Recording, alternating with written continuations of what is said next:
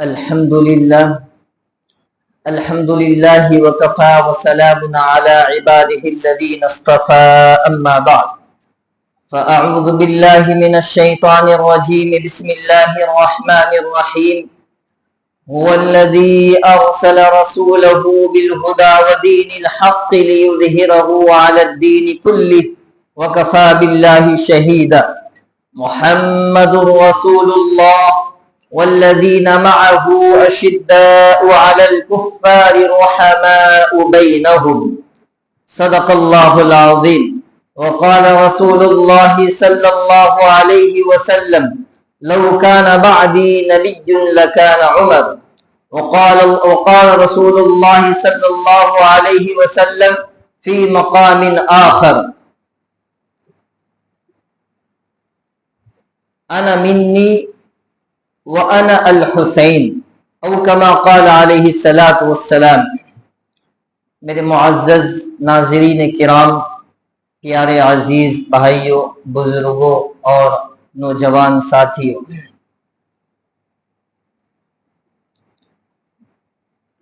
میں نے قرآن کریم کی آیت اور رسول اللہ صلی اللہ علیہ وسلم کی دو حدیثیں تلاوت کی ہیں۔ انشاءاللہ ان دونوں باتوں پر آپ کے سامنے گفتگو کی جائے گی۔ انسانوں کی ہدایت کے لیے اللہ تبارک تعالیٰ نے نبیوں کا اور رسولوں کا سلسلہ شروع فرمایا، اور پھر آخر میں آخری رسول سرور کائنات تاجدار مدینہ احمد مصطفیٰ محمد عربی صلی اللہ علیہ وسلم تشریف لائے۔ آپ کی نبوت، آخری نبوت، آپ پر جو رب نے قرآن نازل کیا وہ کتاب آخری کتاب، آپ کی جو شریعت ہے وہ آخری شریعت ہے، آپ کو جو دین دیا گیا وہ دین آخری دین ہے، اور آپ کی جو امت ہے وہ آخری امت ہے۔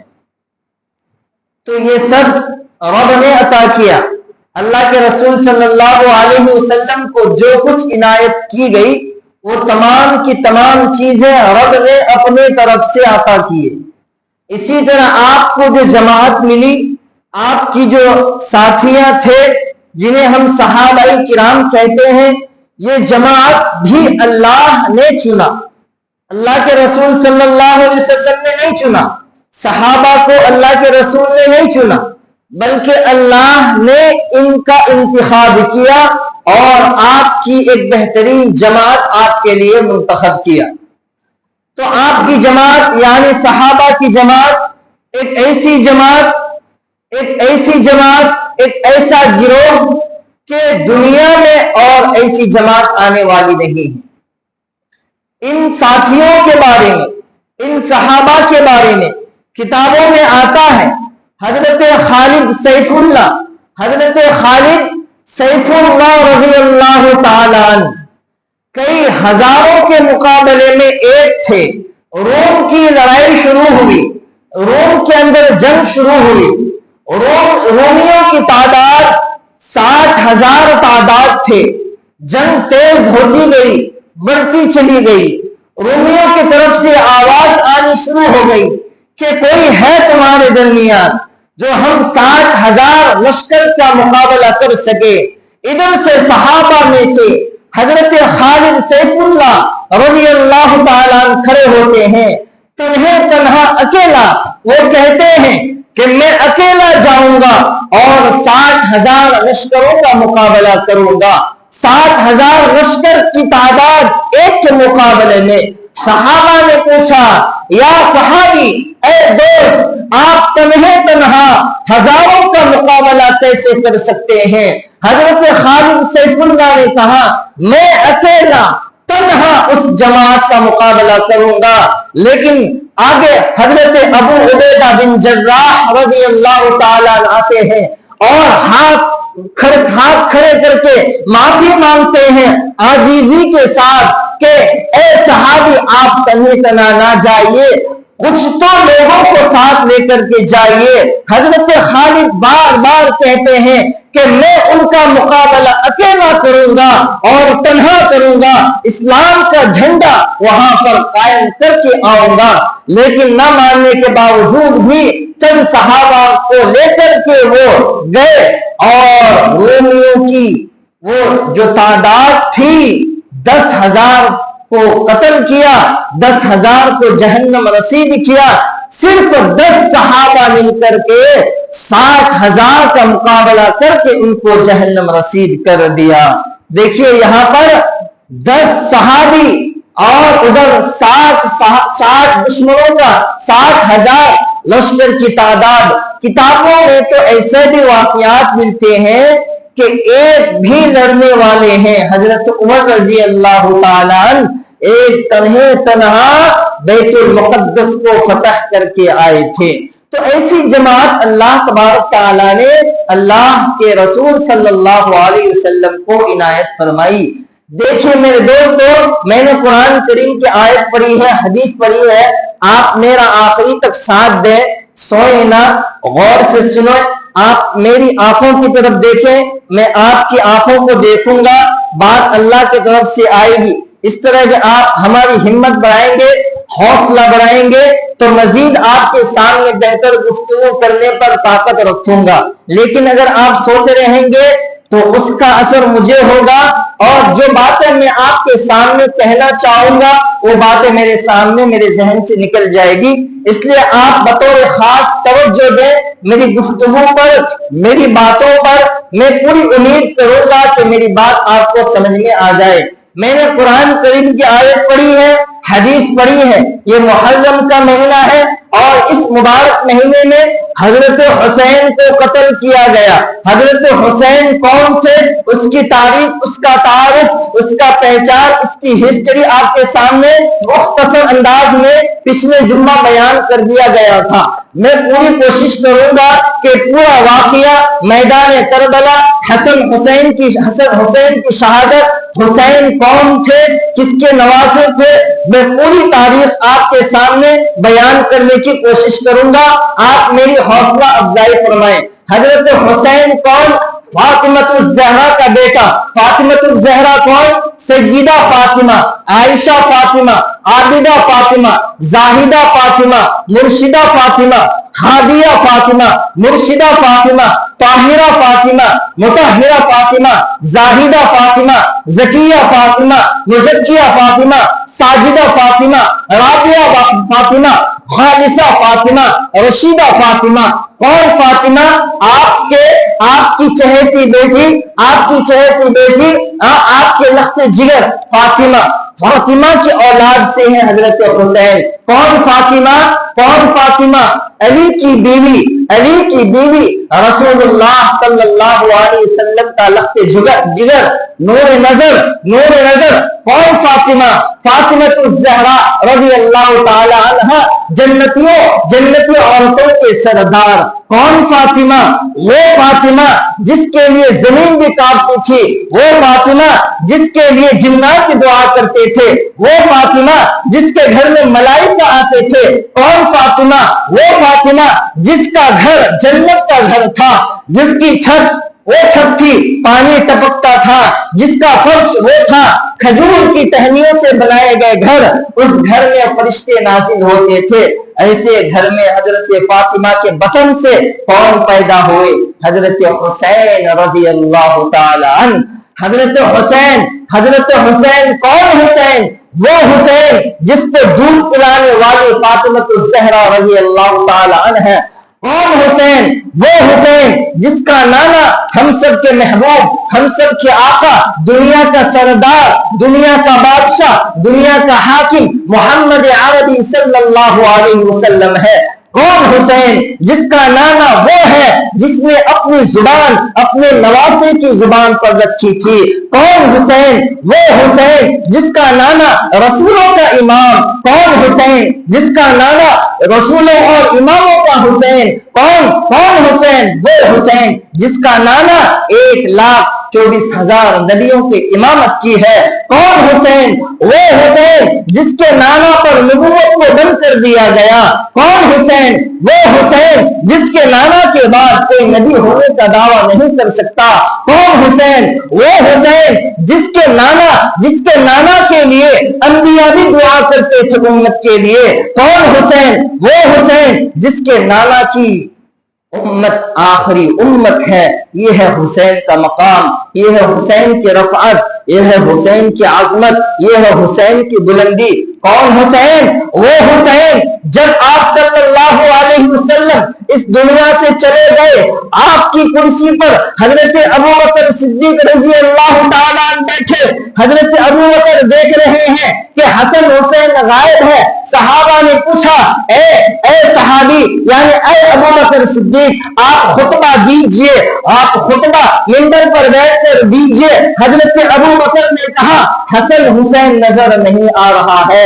صحابہ نے پوچھا کہ اس سے کیا مطلب؟ فرمایا حسین کو دیکھو تو حسین کے چہرہ نبی کا چہرہ، حسین کا جسم نبی کا جسم، حسین کی آنکھیں نبی کی آنکھیں، حسین کی آنکھ نبی کی آنکھ، حسین کے کان نبی کے کان۔ دیکھو اس کے بعد ابو بکر نے دونوں بھائیوں کو بلایا، دائیں طرف حسن کو رکھا اور بائیں طرف حسین کو رکھا۔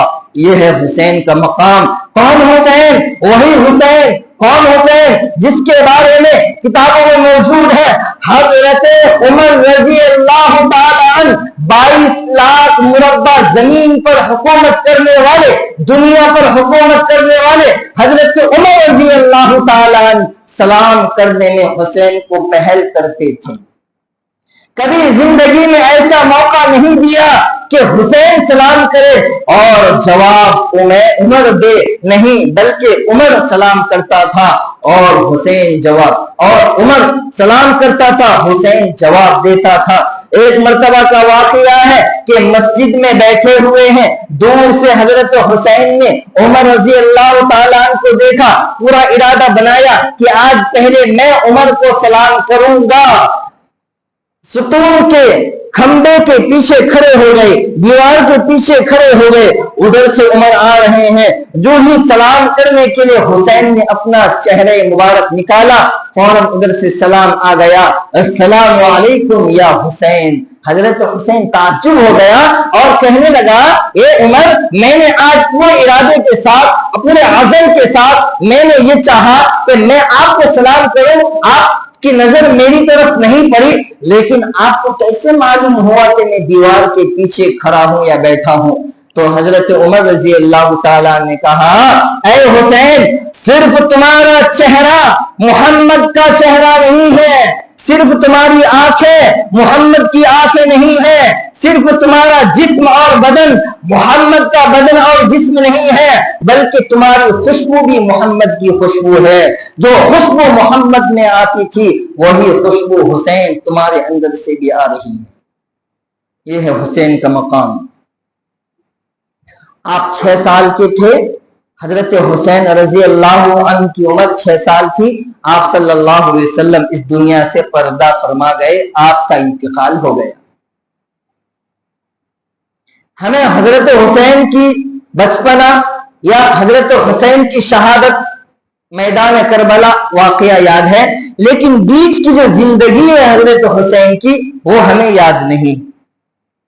58 سال 50 پہ 8 سال حضرت حسین کی عمر رہی ہے۔ 50 پہ 8 سال کی عمر میں میدان کربلا میں حضرت حسین کو شہید کر دیا ظالموں نے، ملعونوں نے، اسلام کے دشمنوں نے، اسلام کے غداروں نے، اسلام کے مکاروں نے۔ اور بیچ کی جو زندگی ہے وہ زندگی ہمیں حضرت حسین کی یاد نہیں ہے، ہمیں بتایا نہیں گیا اور ہم سنے بھی نہیں، ہم پڑھے بھی نہیں۔ 6 سال کی عمر میں حضرت حسین کی عمر جب 6 سال تھی آپ انتقال فرما گئے. اس کے بعد آپ صلی اللہ علیہ وسلم کے بعد آپ کی کرسی پر حضرت ابو بکر تشریف لائے. آپ کی نبوت یعنی آپ کی شریعت کو, آپ کی دین کو حضرت ابو بکر رضی اللہ تعالیٰ سنبھالے. کتنے سال؟ 2 سال. کتنے سال؟ 2 سال. ان 2 سالوں میں حضرت حسین کی عمر 8 سال ہو گئی. اس کے بعد جب 2 سال کے بعد حضرت ابو بکر کا انتقال ہوا اور یہاں پر حضرت حسین کی عمر 8 سال ہوئی, تو ابو بکر کے انتقال کے بعد ابو بکر کی خلافت کو سنبھالنے والے حضرت عمر فاروق رضی اللہ تعالیٰ عنہ آئے, اور حضرت عمر فاروق رضی اللہ تعالیٰ عنہ نے 12 سال خلافت کی, اور 12 سال میں انہوں نے 22 لاکھ مربع زمین کو آزاد کیا.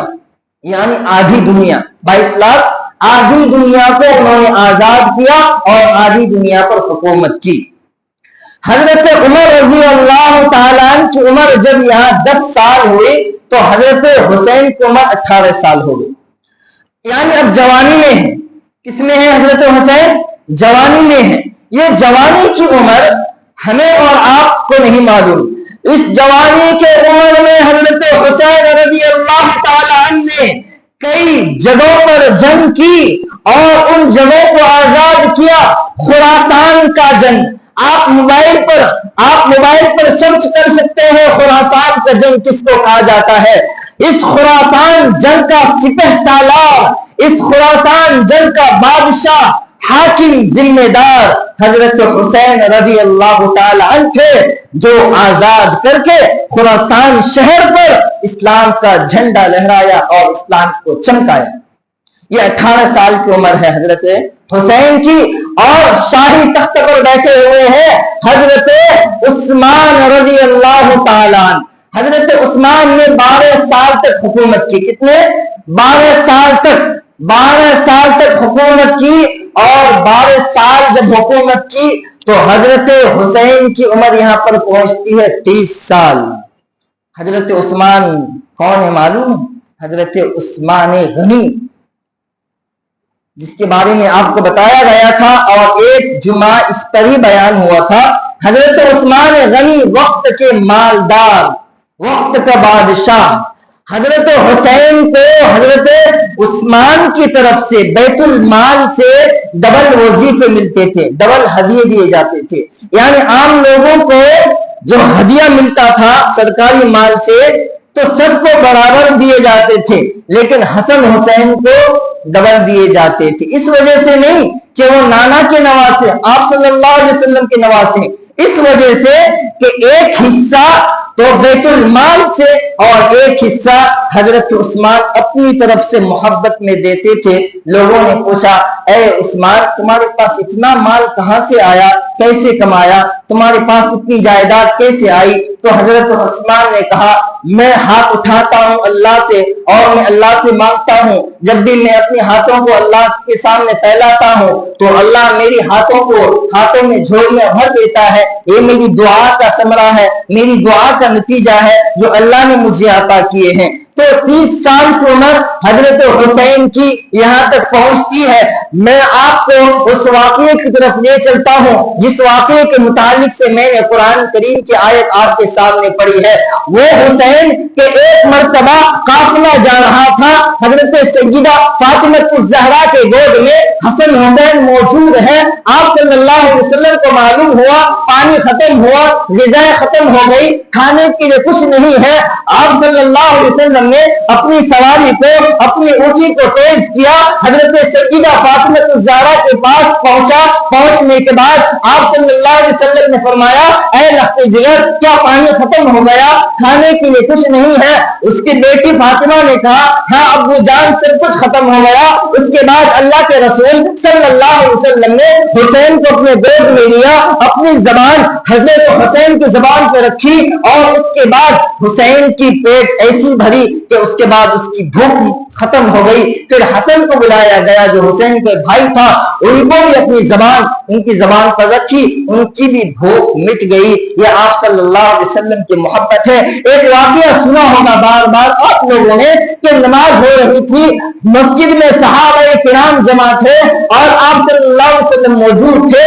حسن حسین آتے ہیں, آپ سجدے میں ہیں, دونوں نواسے آپ کے کندھے پہ بیٹھ جاتے ہیں. صحابہ پریشان کہ سجدے سے اللہ کے نبی سر کیوں نہیں اٹھا رہے ہیں. بار بار ایک صحابی اپنی آنکھوں کو پلکوں کو گھمایا اور اٹھا کر کے دیکھا کہ نبی کے بازوؤں میں پشتوں میں آپ کے نواسے بیٹھے ہوئے کھیل رہے ہیں. ایک پیغام ملتا ہے ہمیں یہاں سے, ایک سبق ملتا ہے. مسجدوں میں بچوں کا آنا, مسجدوں میں بچوں کا آنا, مسجدوں میں بچوں کو آ کر کھیل کود کھیلنا, مسجدوں میں شور شرابہ کرنا, یہ بچوں کی فطرت میں ہے. اور ان بچوں کی مسجدوں سے جو محبت اور تعلق ہے, ان تعلق کو توڑا نہ جائے, دھکارا نہ جائے, انہیں پھٹکارا نہ جائے, انہیں ڈانٹا نہ جائے, انہیں سخت کلام سے بہکا کر انہیں باہر بھیجا نہ جائے, کیونکہ مستقبل ان کے ہاتھ میں ہوگا. اگر وہ آج مسجد میں نہیں آئیں گے تو کل کو یہ مسجد ویران پڑ جائے گی.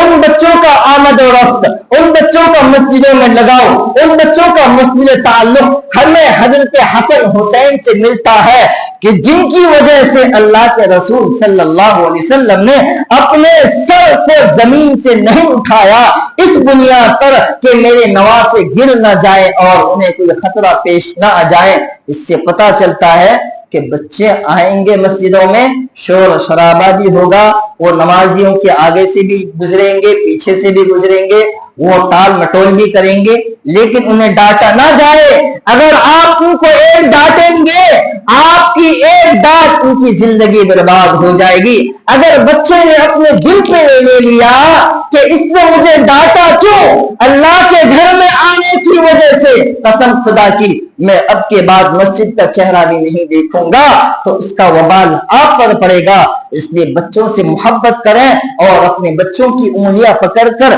انہیں مسجد میں لائیں, نماز کا شوق دلائیں, مسجد کی محبت ان کے دل میں بیٹھائیں, کیونکہ مستقبل آنے والا زمانہ ان کا زمانہ ہوگا. آپ تو اس دنیا سے چلے جائیں گے. اس لیے میرے دوستو, یہ واقعہ بتانے کا مقصد یہی تھا. ایک بار کا واقعہ ہے کہ حضرت حسن حضرت حسین, شدید بارش ہو رہی ہے, تیز بارش ہو رہی ہے. حضرت فاطمہ الزہرا رضی اللہ تعالی عنہ چلا رہی ہے, یا حسین یا حسین, این حسین, ہاؤلا حسین, حسین نظر نہیں آ رہا ہے, کدھر چلا گیا. تو ایک باندی سے کہا کہ دیکھو حسین نظر نہیں آ رہا ہے, کہاں ہے. پتا چلا کچھ معلوم نہیں ہوا. تو حضرت فاطمہ نے کہا کہ اگر حسین میرے گھر میں نہیں ہے تو وہ کسی اور کے گھر میں نہیں جائے گا, وہ حضرت ابو بکر صدیق کے گھر میں ہوگا. جب معلوم ہوا تو پتا چلا کہ حسین صدیق اکبر کے گھر میں موجود تھے. خیر, میں آپ کو حسین کے تعارف بتا رہا تھا. وہ واقعہ جو میں آپ کے سامنے بیان کرنا چاہتا, وہ وقت آ گیا, وہ وقت آ گیا. میدان کربلا آپ کو معلوم تھا اور صحابہ کو بھی معلوم تھے کہ ایک نہ ایک دن یہ واقعہ پیش آنے والا ہے, یہ واقعہ موجود ہوگا. حسین اپنے نبی کے لیے, اپنے نانا جان کے لیے, اپنی شریعت کے لیے اور اپنے ایمان کی حفاظت کے لیے, ایمان والوں کے لیے, دین کے لیے, اسلام کے لیے سر کٹائے گا. وہ دن آ گیا. کوفہ والوں کی طرف سے, یزید کی طرف سے پیغام آیا, خط آیا, حسین تم کوفہ آ جاؤ, ہم آپ کے ہاتھ پر بیعت کریں گے, ہم آپ کی حکومت کو مانیں گے, ہم آپ کی خلافت کو مانیں گے. حضرت حسین نے اپنے بھائی مسلم بن عقیل کو بھیجا کہ بھائی جان آپ جاؤ کوفہ اور کوفہ والوں کے حالات معلوم کر کے آؤ, کوفہ والوں کے احوال دریافت کرو کہ وہاں کے لوگوں کی حالتیں کیسی ہیں. مسلم بن عقیل جب کوفہ پہنچتے ہیں تو مسلم بن عقیل کے پیچھے ظہر کی نماز میں 40,000 لوگ نماز پڑھی. ظہر کی نماز میں 40,000 لوگ مسلم بن عقیل کے پیچھے نماز ادا کی. عصر کا وقت تھا 20,000 لوگ آ گئے. مغرب کا وقت تھا 500 لوگوں کی تعداد رہ گئی. اور جب دائیں طرف سلام پھیرا مسلم بن عقیل نے، پوری کی پوری مسجد خالی تھی. بڑا دھوکہ ہو گیا، بڑا دھوکہ ہو گیا. حضرت حسین کے ساتھ بلایا گیا تھا کسی اور کے لیے، لیکن یہاں پر کچھ اور ہو رہا ہے.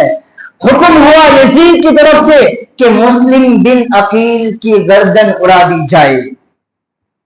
اس سے پہلے کہ حضرت حسین کو مسلم بن عقیل یہ خبر پہنچاتے کہ کوفہ کی حالت صحیح نہیں ہے، آپ کے خون کے پیاسے ہیں یہاں کے لوگ، اس سے پہلے ہی مسلم بن عقیل کی گردن اڑا دی گئی.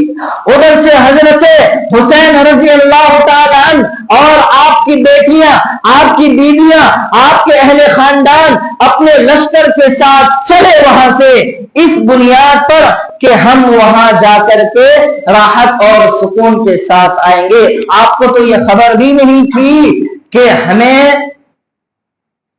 ہمیں ظلمن قتل کیا جائے گا، ہماری گردن اڑا دی جائے گی، ہمارے معصوم بچوں کے گردن اڑا دیے جائیں گے. انہیں تو کچھ معلوم نہیں. وہ چلتے گئے اور مختلف لمبے سفر کے بعد کوفہ پہنچے، اور پہنچتے ہی ہزاروں کی تعداد میں ان کو گھیر لیا گیا. حضرت حسین رضی اللہ تعالی عنہ، حضرت حسین نے کہا کیا بات ہے؟ حضرت حسین محسوس کیا، سمجھ گئے کہ خون کی بو محسوس ہو رہی ہے، یہ لوگ ظالم ہیں، غدار ہیں، ہمیں دھوکے سے بلایا گیا. حضرت حسین نے کہا میں معافی کا طلبگار ہوں، میں اس رسول کا نواسا ہوں جس رسول نے ہزاروں مرتبہ میری پیشانی پر بوسہ دیا. میں اس رسول کا نواسا ہوں کہ جنتوں کا سردار مجھے بنایا گیا، نوجوانوں کا سردار مجھے بنایا گیا. میں اس خاتون کا بیٹا ہوں جس کو جنم دینے والے محبوب رب صلی اللہ علیہ وسلم ہے. میں اس کا نواسا ہوں جس کے لیے جنت اور جہنم کو بنایا گیا. میں اس کا نواسا ہوں جس کے لیے پوری کائنات بنائی گئی. آج تم میرے گردن اڑانے پہ آئے ہو. حضرت حسین نے کہا کہ مجھے چھوڑ دو، مجھے چھوڑ دو، میں ملک کا وفادار بن کر کے میں شہید ہو جاؤں گا. میں شہادت کے لیے میں یہاں سے چلنا چاہتا ہوں، یا پھر مجھے اپنا وطن مدینہ جانے کے لیے چھوڑ دو، یا یہ کہ اس شہر کا جو بادشاہ ہے، حاکم ہے، ان سے میری ملاقات کرا دو. کیا کہا حسین نے؟ 3 شرطیں رکھی. ایک شرط یہ تھا کہ مجھے چھوڑ دیا جائے، میں ملک کی حکومت کے لیے، ملک کی حفاظت کے لیے میں بارڈر پر جا کر کے شہید ہو جاؤں گا، یا یہ کہ مجھے چھوڑ دو، میں اپنا شہر مدینہ واپس چلا جاؤں گا، یا یہ کہ تمہارا جو بادشاہ اصل حاکم ہے جنہوں نے تمہیں حکم دیا ہے مجھے مارنے پر، براہ راست تم ان سے میری ملاقات کرا دو، میں ان سے گفتگو کروں گا. لیکن ابن زیاد سب سے بڑا ظالم، یزید سے بھی بڑا ظالم ابن زیاد، ان تینوں شرطوں کو نہیں مانا.